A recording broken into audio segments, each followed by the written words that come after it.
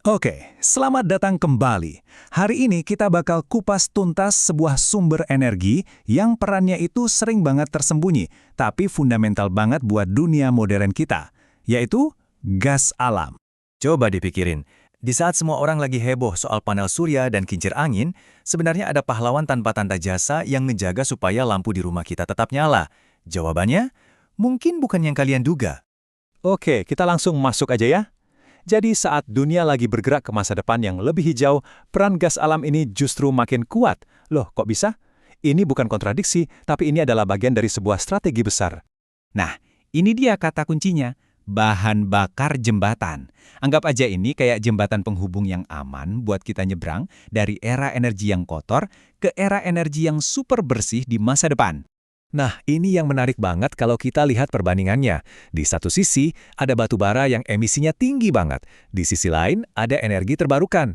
Gas alam, posisinya pasti tengah-tengah. Dia nawarin jalan tengah buat kita ngurangin emisi secara signifikan sambil nunggu teknologi energi terbarukan siap 100%. Dan jangan salah, kegunaannya itu, luas banget. Mulai dari nyalain listrik di rumah, jadi tenaga buat pabrik-pabrik besar, sampai jadi bahan baku utama buat pupuk dan plastik. Boleh dibilang, gas alam ini jadi fondasi dari banyak banget aspek kehidupan modern kita. Sekarang, kita bakal fokus ke salah satu peran gas alam yang paling krusial dalam transisi energi, yaitu sebagai penjaga stabilitas. Ya, semacam sistem backup andal buat energi terbarukan. Nah, disinilah letak kehebatannya. Pembangkit listrik tenaga gas itu super fleksibel. Bisa dinyalain, bisa dimatiin. Cepet banget. Beda jauh sama pembangkit batu bara atau nuklir yang butuh waktu berjam-jam atau bahkan berhari-hari.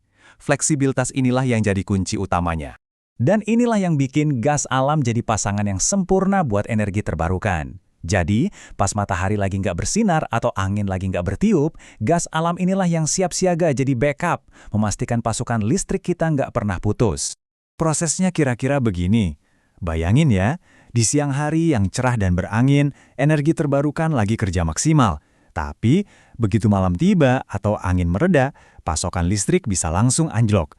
Nah, di saat itulah pembangkit gas langsung beraksi, mengisi kekosongan itu dan menjaga jaringan listrik tetap stabil. Keren kan? Terus, pertanyaannya, gimana caranya gas ini bisa dikirim ke seluruh dunia? Nah, jawabannya ada di sebuah teknologi yang benar-benar merevolusi pasar energi global. Ini dia LNG atau gas alam cair. Ini terobosan teknologi yang luar biasa. Dengan mendinginkan gas alam sampai jadi cair, volumenya itu menyusut sampai 600 kali lipat. Ini gila sih. Artinya gas sekarang bisa diangkut pakai kapal tanker raksasa, persis kayak minyak. Dan coba lihat suhunya. Minus 162 derajat Celcius. Dingin banget kan? Ini nunjukin betapa canggihnya teknologi di balik proses ini. Mengubah gas jadi cairan yang bisa diperdagangkan ke seluruh penjuru dunia. Nah, berkat teknologi LNG inilah, negara-negara yang ada di daftar ini, seperti Qatar, Australia, Amerika Serikat, dan bahkan Indonesia, bisa jadi pemain besar di panggung energi dunia. Gas alam nggak lagi cuma terikat sama pipa, tapi udah jadi komoditas global sejati.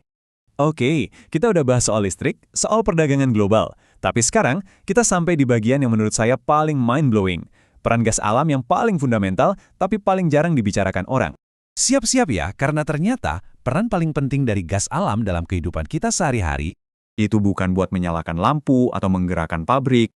Iya, beneran. Anda nggak salah dengar. Ada hubungan langsung antara gas alam dan ketahanan pangan dunia. Ini fakta yang luar biasa penting.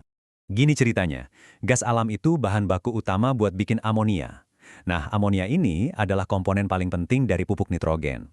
Tanpa pupuk ini, hasil panen di seluruh dunia bisa anjlok drastis. Jadi, ya, secara nggak langsung, gas alam inilah yang menopang sistem pangan global kita. Jadi, setelah kita lihat semua peran pentingnya, apa artinya ini buat masa depan? Yuk kita rangkum poin-poin kuncinya. Intinya, gas alam itu pilar serbaguna.